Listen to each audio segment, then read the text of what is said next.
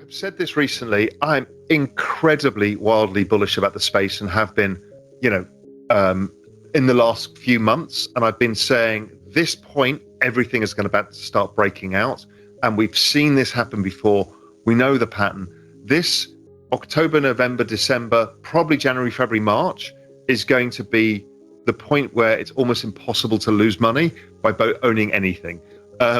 It's that point in the risk cycle where maximum risk seeking is coming.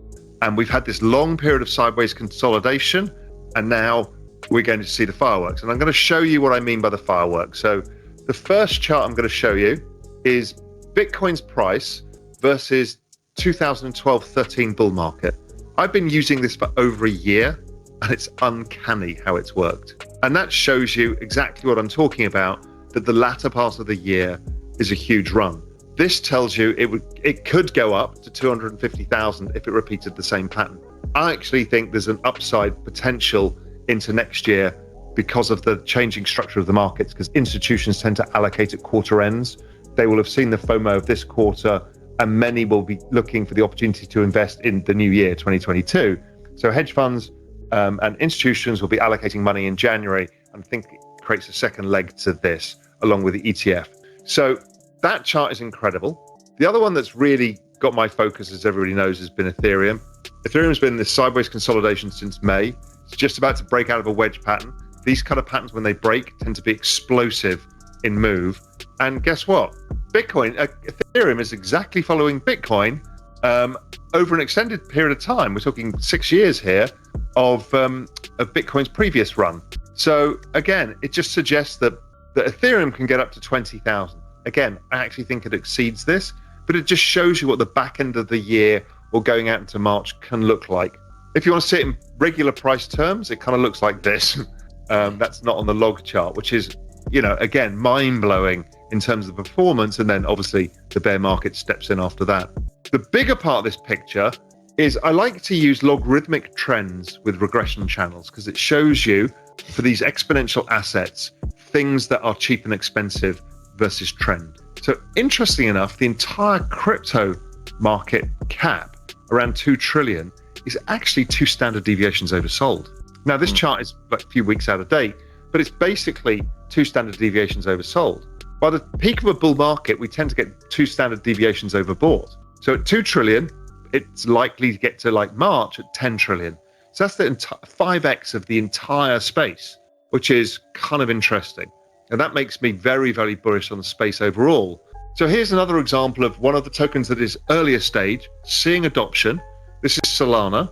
I've talked about this a reasonable amount. Solana is seeing adoption. It's very clear.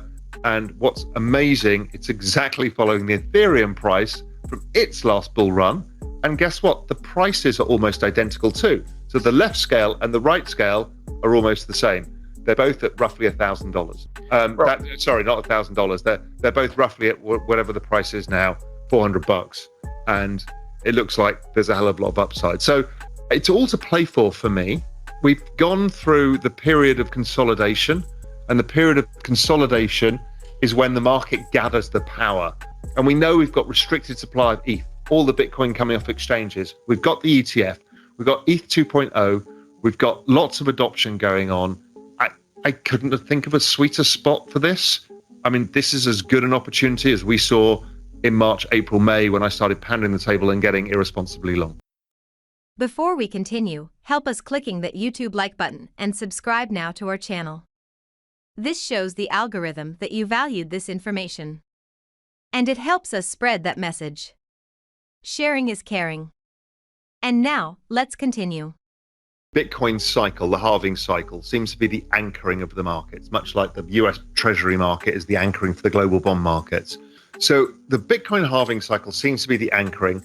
And then what we're seeing is, yes, there's a bunch of assets that go up a lot or go down a lot, but the ones that get adoption start looking like each other. And it's weird because it seems that the human psyche plays out as well. Now, there's obviously tax season that does stuff to do with that, whole bunch of stuff, but human psyche seems to play out. The behavioral impact of humans seems to play out in the same way every time. So you have a big run, then everybody gets, well, what happens if this is going to happen? And they start getting nervous. So we have the correction.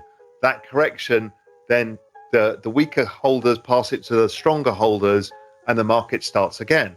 It seems to play out endlessly, and it seems to be where you are on the adoption curve versus the kind of Metcalfe's law idea, and they all seem to trade the same, and it's fascinating. Ethereum is my base investment. It's 70% of my entire portfolio. It's why, I mean, other things can outperform. Solana will probably outperform, but it has more risk because it doesn't have as obviously defined network effects. It doesn't have some of the other identifiers. So ETH is a higher quality trade for me. Bitcoin's a high quality trade as well, very high quality trade. I just think ETH is equally high quality for different reasons, but it's likely to outperform because of network effects, and it's earlier than Bitcoin.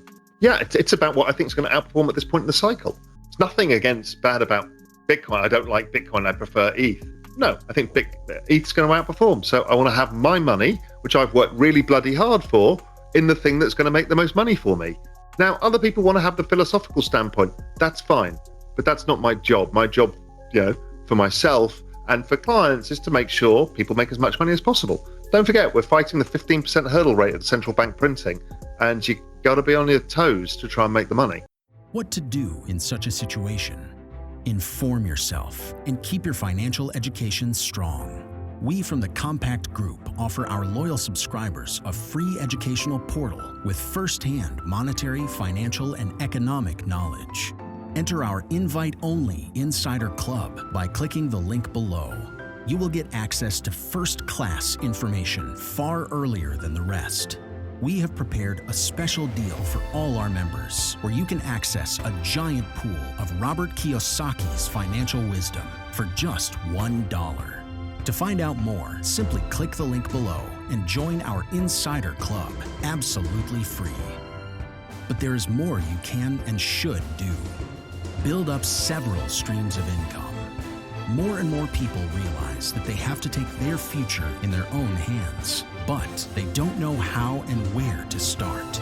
We from Compact offer our Insider Club members unique opportunities. Strengthen your financial muscle and get the edge. Click the link below. Become part of our free Insider Club. No financial obligations. But there's one important thing you have to know. You have to become active. So do it now. Become active and see you on the other side.